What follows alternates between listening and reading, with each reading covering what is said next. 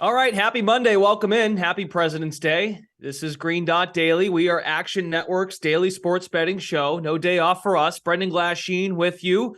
We're here every weekday, starting at noon Eastern, streaming live in the Action Network app. We're also live on Action Network's YouTube channel.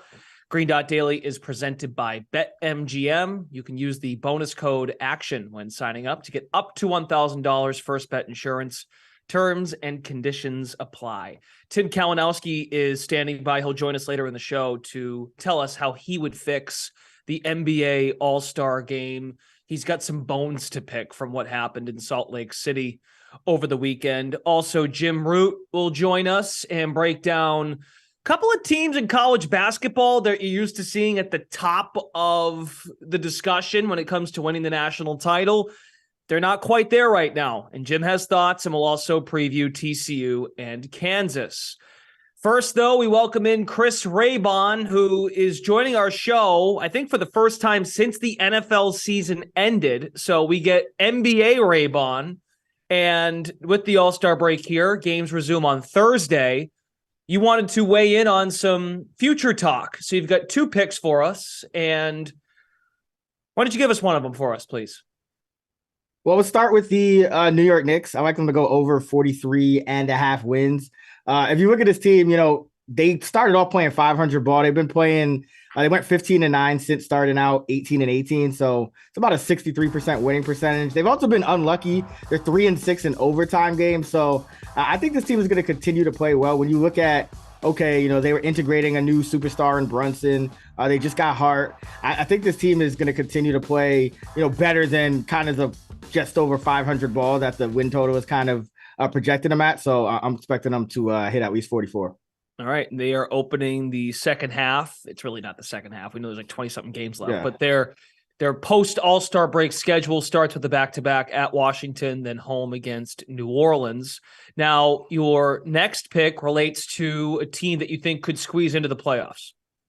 Yeah, I think the Raptors, I wouldn't count the Raptors out. They're about plus 175 to make the playoffs. And when you compare them to some of these other teams in the hunt in this play-in, they have a better net rating than Miami, Atlanta, Washington as well, and all those teams if you keep going down the list. So this is a team that I know things haven't really gone their way. They've been a little bit unlucky.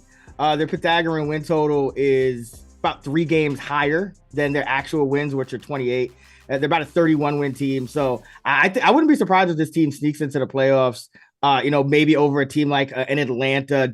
I think they're better than Washington as well. So, and they have a lot of the same elements that I think, that have kind of helped this team surprise people in the past. It just hasn't quite gone their way. But they were a buyer at the deadline.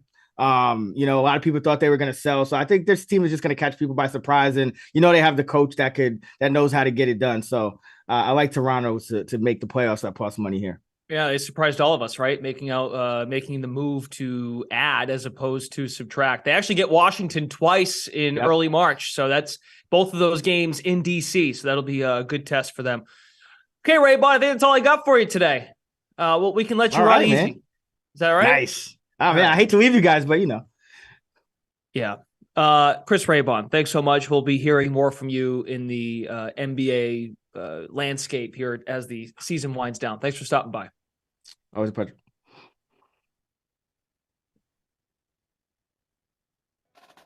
Going with Wofford, -3 here into the SoCon. I consider the under, but I think I like Wofford more.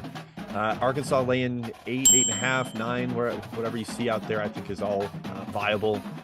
Going Duke, -1, -1.5 here on the road at Syracuse.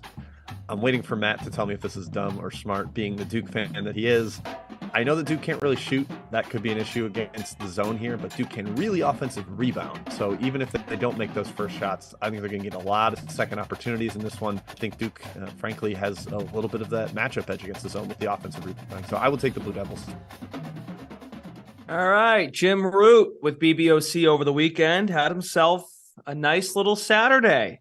Syracuse wasn't very good against Duke.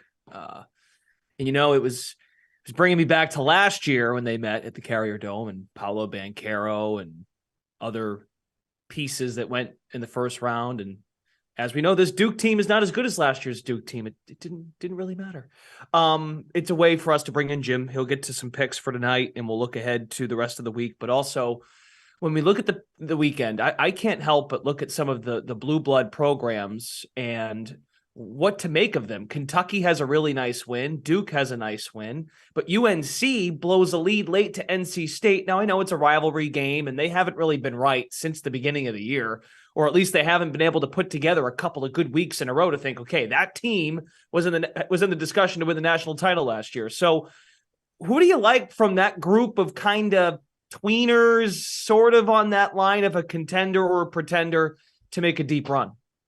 I'd go Duke of that group. I mean, just purely from like a seeding basis and draw standpoint right now, I think you got to go Duke. But also, I think the ceiling is high.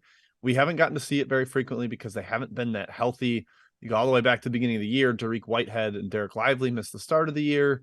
Then Whitehead comes back, ends up getting hurt again. Jeremy Roach missed some time with his toe injury. So we don't totally know what the finished product of Duke looks like, but I think we kind of got a glimpse of it over the weekend, the way they totally dominated Syracuse. They made some perimeter shots, and boom, you have a blowout win on the road. UNC, not even in the tournament right now. They've got work to do to even get there, so I don't trust them. And Kentucky, I think they looked really good this weekend, but they don't get to play Tennessee every game, and that's a team that doesn't run any ball screens, and that's what Kentucky really struggles to guard. So I think that's more a good matchup for them. Duke is maybe the most versatile and has the highest ceiling. And right now they're sitting probably at a 7 or 8 seed. They got maybe a better draw than any of the other squads as well. Plus 5,000 right now to win the national title on BetMGM. Duke is playing Louisville tonight at 7:00, one of their final 4 games of the season. 3 of their final 4 are at home. So we'll see if then again, Louisville gave Virginia a run for its money last time out too. So, all right, good a big picture discussion to kind of get a feel for how we're feeling about those particular teams. Let's move on to TCU and Kansas. Great game going on tonight in the Big 12. Looking at the market report for this game, 55% of the bets coming in on Kansas +2. Money's on TCU, however, 87% of the dollars. TCU is healthy. They got Miles back over the weekend. I thought he looked very sharp. But this is a real test here for TCU. Which way are you leaning? Leaning TCU, and I think it is because of Miles. And that was the big question for me. Like, when he returns, is he going to be a little ginger on the knees? Is he worried about it? And he wasn't. Like, he was full bore right away. I think they were smart in only bringing him back when he was fully healthy, and he looked great. The team looked great, and they've been awesome the last 6 games that he's played. 5-1 against the spread, covering by an average of almost 13 points per game, mixing in some huge blowouts over Oklahoma State, and at Kansas, notably, the team they're playing today. And Kansas, they've been really good historically with Bill Self when they're playing a team that they lost to previously. Just really, really hard to sweep them in league play.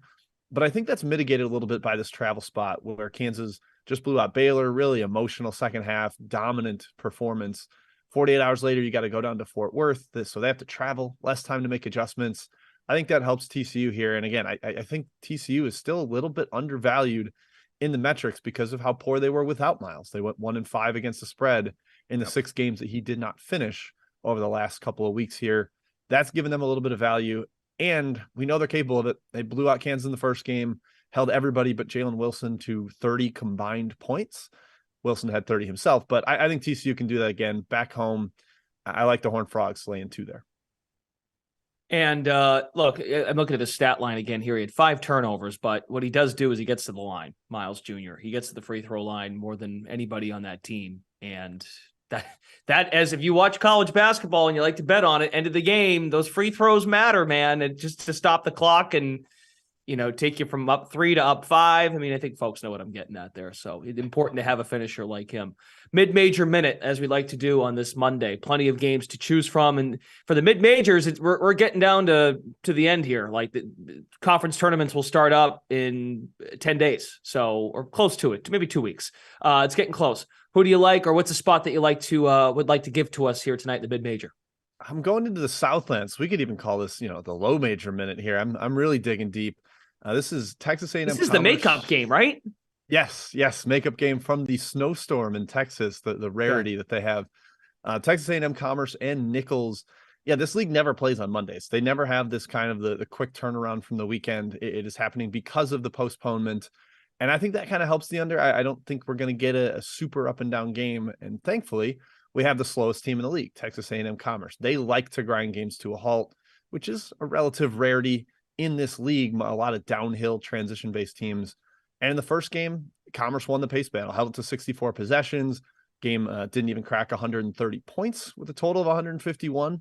Now the total is a little lower. Later in the season, that makes sense. Tempo has come down across the sport. I still think the under has value, given the spot, given the way Commerce controlled the tempo in the first meeting, and I just don't know that Nichols is going to be able to speed them up again. So under 145.5, I believe, is out there. I think with the pace I expect, that should be a solid bet. All right, Jim Root, 3-man weave, also contributes to our coverage at Action Network, BBOC, and stopping by here on Green Dot Daily. Enjoy the good one tonight, hopefully between TCU and Kansas. We'll talk to you again soon. Looking forward to it. Thanks, Brendan. Appreciate it. Of course. All right, let's discuss the NBA All-Star Game, the 72nd edition. This was nifty. LeBron James around Donovan Mitchell. James was ruled out at halftime. I think he hurt himself going up for a dunk or something. But quite a night for the Team Giannis. They went absolutely off in this game. Team LeBron trying to make it close. Jaylen Brown, Jason Tatum, they had some one-on-one battles in this game. The Boston Celtics teammates, and they cleared out for each other quite a bit in this All-Star game. And then Damian Lillard was just showing off his range as he did in the three-point contest. But Jason Tatum was your All-Star Game MVP. He scored 55 points, had 10 rebounds, 6 assists, 22 of 31 shooting, 10 of 18 from 3. Tatum, the youngest Celtic to appear in 4 All-Star games at this stage of his career. So good for Jason Tatum. The Celtics flag it was not framed up in the shot. I'm really upset about that. I will mention Tim Kalinowski, who joins us now. We did an all-star draft end of last week. So we showed Jim Root's hits from the weekend. What we didn't show everybody is my first pick in the draft. Without having LeBron or Giannis, I decided I had the first pick I could have picked from anybody. I picked Jason Tatum. He won the MVP. Brendan, I wish you drafted guests, like your favorite guests that you have on the show. I thought that's what I missed. So I missed that. So I thought what you were teeing up was, and here comes Tim. I actually drafted Tim number 1 overall. I don't know if he knows that. That's what I thought you were getting at. That would, that would create no problem at all. Like, ranking my favorite guests on the show. Well, if I was number 1 overall, I don't see a problem. So that's what I thought we were getting at. Yeah, we'll have to think about doing that at some point when we're really. I mean, if there was a weekend in sports that was dry for content, it was this past one. So that brings Tim Kalinowski on the show. How do we fix the NBA All-Star Game? I tried to put my arms around the thing last night. I thought the pre-draft was cool, Tim. I was into that. I thought it was neat to do the backyard style, schoolyard style. All right, I pick him. Who do you pick? I pick him. Back and forth. The mics were hot, though. Like Shaq, Chuck, and Kenny were yapping over Ernie Johnson. There was some sort of mic issue. But the game, the first half was ridiculous. Like it was like, wow. I don't get why these guys want to go so badly to the All-Star game, and then that's what you get in the first half. I don't think they want to go. I think they just want it on the resume, which is like, and look, I disagree with you. I think they do want to go. Jaylen Brown missed games, puts the mask on. Oh, that is true. Had missed some games. He came back a game before the break. Kyrie Irving was missing games. We all know that. That's a whole nother discussion. But he'll go there, and he'll go recruit and play in the game. Who else? Here in Boston, it's happened. Kemba Walker was injured. He hurt himself more in the All-Star game. So, but then I think they want to go. I'm not sure they want to actually do the playing part. And when we say playing, we mean up and down the court. Going is a great opportunity for your brand, and market yourself. I'm sure the agents all on board. You're right. Yep. They load manage for an All-Star game that might as well be the load management games. No one's going up and down the floor. Like if Jaylen Brown had a, rehab, practice coming back from injury, it would probably be harder than what we saw last night. It would probably be more challenging than that. So how do we fix it? What's the Tim 5-point plan? Well, I tend to put these all kind of in the same category. Like, look, I got my NHL All-Star jersey on here. I bought the jersey, didn't watch a second of the skills competition, didn't watch a second of the game, kind of by accident, flipping through. And it comes down to, right, they don't really take it seriously enough. They don't try. And I hate to be, back in my day, they used to care and this, and the other side of the coin is, hey, then it's not for you. If this game isn't for this showing is not for you, if that's what you're looking for. But what I want to see is, look, maybe we throw legit money down. We have these guys actually pony up their own cash. In hockey, we have money on the board. If a player's playing in a big game, he literally will throw $1,000 on the whiteboard and say, boys, if we win, it goes to the team fund. If we lose, we don't get it.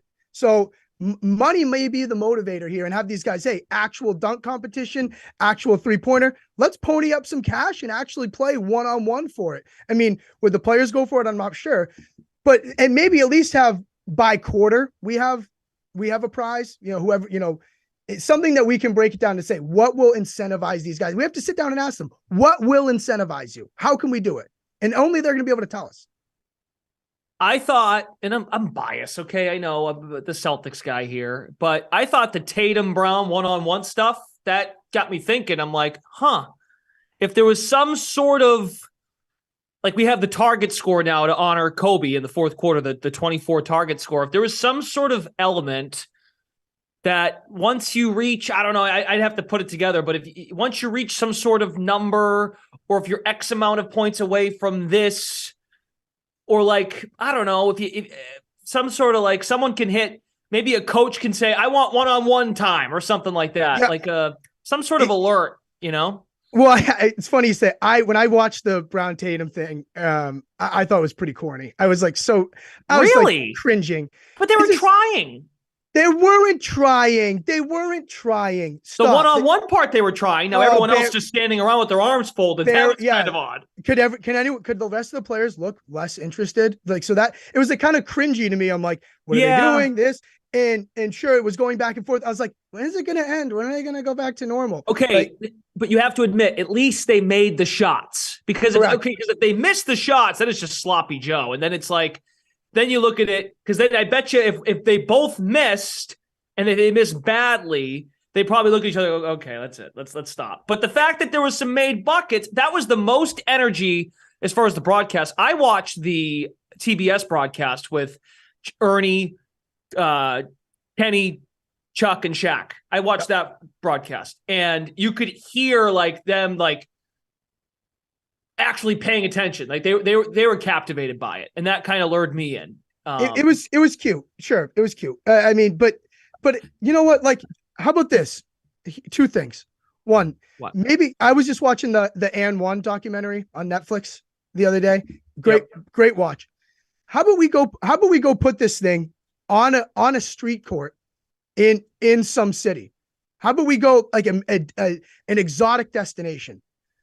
Sure. We've had it in a million arenas, from Atlanta to Salt Lake City. How about we go actually throw it outside, throw some lights, some outdoor heaters, whatever it may be, and we go actually play street ball outside. Something of the likes, because it's supposed to be the best street ball game. Let's make it so that it doesn't look like anything else we do. Like I think of the NHL going to Lake Tahoe, something creative like that. Yeah, an outdoor form. Yeah, that could be their version of an outdoor game. Yeah, I like it. I see the difference, though, is like there was an outdoor game in the NHL in Carolina this past weekend. You can sell 50,000 plus seats, right? It's the ticket revenue that they would miss out on with that. Correct. But, it also, these things also are made for TV events in the same way as well. And you can get some pretty good shots of that outdoor thing. Look, make it a whole, and look, they have a hard time marketing and building up to the game. Oh, I had no idea the All-Star game was this weekend. How about we create tons of content and series around building this event, building an All-Star game, say in downtown Atlanta. And for weeks, leading up to it, they're building the bleachers, they're building stands, they're giving out free tickets to people within the city, in the inner city, and saying, hey, come watch these stars, come hang out. Something a little more like that, as opposed to just, hey, let's just get in this arena and shoot around. Like again, just go early to a Cavs Golden Nuggets game if you want to see what they just did. They're just shooting around. All right. Last, quickly before we go, I know I said I liked it. Did you like the draft? Did you like? Not interested. They made it so there's no real last pick. Right. That's right. They still ended up not accomplishing what they wanted to avoid. They actually did not avoid what they wanted to avoid. I'll tell you what, Samuel C. Eveleth School, where I went to kindergarten, had a tougher draft than the NBA did. Imagine being the last pick and the captain goes, yeah, we'll take Eric. Like, imagine that. Then Eric's just sitting there like, oh, really, me? And then the captain goes, yeah, you know what, Derek, I'll trade you 3 guys on my team just so you can take Eric too. I don't even want him near this team. That happened at Eveleth School, where I went to kindergarten. It was tougher than the NBA draft. When they drafted the reserves, then they drafted the starters. I remember Ernie John. I'm just, as a TV guy, I have to believe Ernie was getting told stuff in his ear like, we need you to fill. We need you to extend this, because tip-off wasn't scheduled for a certain time. They had to do the Post Malone show. That's the TV in me. I'm like, Ernie sounds like he's dragging more than he should. And it was dragging out. And there was, at one point, he asked LeBron and Giannis, which I thought was, overall, when I look back on it, it was a good question. But he was asking them if they wanted to make a trade. And LeBron kind of gave Ernie this tone like, no, I think we're good, as if to be like, can we just play this thing? And LeBron doesn't understand that Ernie's got a job to do, to fill time and ads and the concert. And you got to, so that kind of bugged me, because I'm like, I know, but you're right though. At the end of the day, let's just stop jamming so much into the thing. Maybe if we had to stop checking off 18 trillion boxes, right, we could actually get something. Everything's just jammed in there in this small little window. Yeah, but that's partly the players' fault too, because they make it a big deal themselves. So you can't complain if they make it a big deal on TV. That's how you're making money on this thing. So you can't have it both ways. If you're going to hype up how important it is to get to the All-Star game, you signed up for all of it. So make the most of it, or at least pretend. I agree. It's look at this. I bought the jersey and never watched. Something's wrong with that. All right, Tim. We'll find some sort of thing to talk to you about soon. Yeah. All right. Just wait long enough. I'll be cranky about something. Thanks for making this dry sports weekend, which is now extended, right? Today's a holiday, but thank you for adding your insight to make it not as dry. Thank you. Of course. Thank you. All right. He's fantastic. Tim Kalinowski, find him on our Action Network social channels, always delivering takes. He's also one of the co-hosts of Gamblin' and Ramblin'. You can follow our show, Green Dot Daily, over in the Action Network app to see all picks. Raybon weighed in on the NBA. Jim Root with a breakdown of something happening tonight in Kansas, TCU, and also a look at the mid-major scene. So good stuff from all of our guests, including Tim as well with his hot takes. You can, again, our show is presented by BetMGM. You can use the bonus code ACTION when signing up to get up to $1,000. First bet insurance, terms, and conditions apply.